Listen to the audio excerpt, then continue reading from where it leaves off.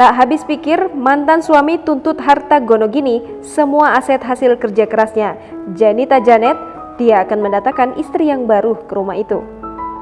Pedangdut Janita Janet resmi bercerai dengan Alif Hedi Nur Maulid beberapa waktu lalu.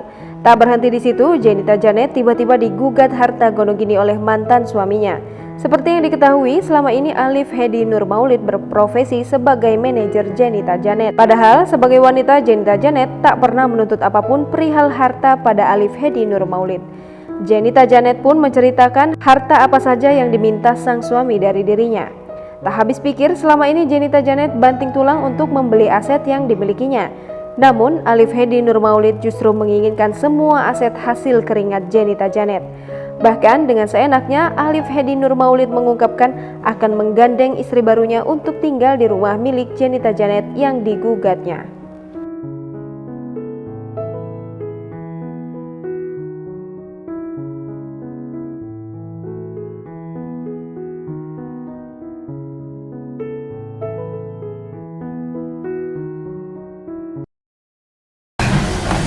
Aku yang olahraga, kamu yang berkeringat. Aku yang berkeringat, kamu yang langsing. Aku yang kerja, kamu yang...